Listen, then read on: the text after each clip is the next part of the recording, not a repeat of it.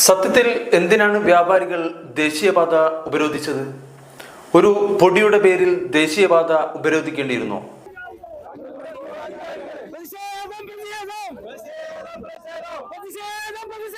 ഈ ഓണക്കാലത്ത് തിരക്കേറുമ്പോൾ പയ്യോളി ടൗണിലും പരിസരത്തുമുള്ള വ്യാപാര സ്ഥാപനങ്ങളിലേക്ക് പൊടി അടിച്ചു കയറിക്കൊണ്ടിരിക്കുമ്പോൾ ആർക്കും ഒന്നും പറയാനില്ലേ? ഇരകളാക്കപ്പെടുന്ന വ്യാപാരികളുടെ ഭാഗത്ത് നിൽക്കാൻ ഒരു രാഷ്ട്രീയ പാർട്ടികളും ഇല്ലേ? ഇന്നലെ വിവിധ രാഷ്ട്രീയ പാർട്ടിയിലെ ആൾക്കാർ അതിന് മുമ്പിൽ പോയി ഇരിക്കുന്നുണ്ട്. എന്താ ഇവരെ കണ്ണ് ഈ ഒരു സമയത്ത് മാത്രമേ തുറക്കുന്നുള്ളൂ? ഇത്രയും കാലങ്ങളിൽ ഈ റോഡിന്റെ അശാസ്ത്രീയമായ പ്രവൃത്തിയിൽ ഇവിടുത്തെ രാഷ്ട്രീയ പാർട്ടിക്കാർക്ക് എവിടെയുള്ളത്? ഇവരൊക്കെ എന്തുകൊണ്ടാണ് മൗനം വഹിക്കുന്നത്? എനിക്ക് തോന്നുന്നത് കൃത്യമായ ഫണ്ടുകൾ ഇവര് ഓരോ പാർട്ടിക്കും ഇവർ കൊടുത്തിട്ടുണ്ടാവും. ഓരോ മേഖലയിൽ കൊടുത്തുകൊണ്ട് ഇവർ വായ അടപ്പിച്ചിരിക്കുകയാണ് ഈ വാഗാട് കമ്പനി. അതുകൊണ്ട് തന്നെയാണ് ഇവിടുത്തെ മുനിസിപ്പാലിറ്റി അധികാരികൾ പോലും അടങ്ങുന്നില്ലല്ലോ. ഇതിൽ കൃത്യമായ ഇടപെടൽ നടത്തേണ്ട അധികാരികൾ മുനിസിപ്പാലിറ്റിയാണ്. മുനിസിപ്പാലിറ്റി എന്തുകൊണ്ട് ഈ ഇറങ്ങുന്നില്ല? മുനിസിപ്പാലിറ്റിയുടെ കീഴിലുള്ള ഒരു പയ്യോളി നാഷണൽ ഹൈവേ സംരക്ഷണ സമിതി എന്ന് പറഞ്ഞ സംരക്ഷണ സമിതി ഇവിടെ ഉണ്ട്. ഈ സംരക്ഷണ സമിതി എന്തുകൊണ്ട് ഇത്ര സമരം സംഘടിപ്പിക്കുന്നില്ല?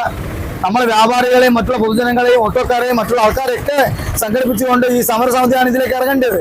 അപ്പം ചെയ്യേണ്ട ആളുകൾ കൃത്യമായി ചെയ്യാതെ അഴിമതിക്കാർക്ക് കൂട്ടുനിന്നുകൊണ്ട് കാര്യങ്ങൾ ചെയ്യുന്നതിൽ നമ്മൾ പ്രതിഷേധിക്കും.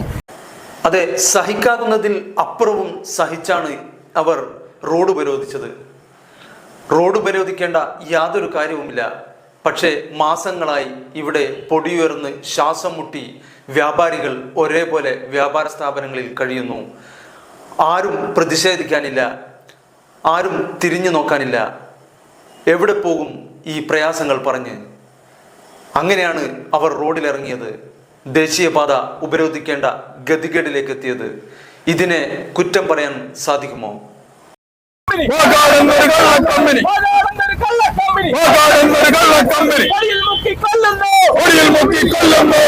ഇവിടെ മാരകമായ അസുഖങ്ങൾക്ക് കാരണമാവുകയാണ്.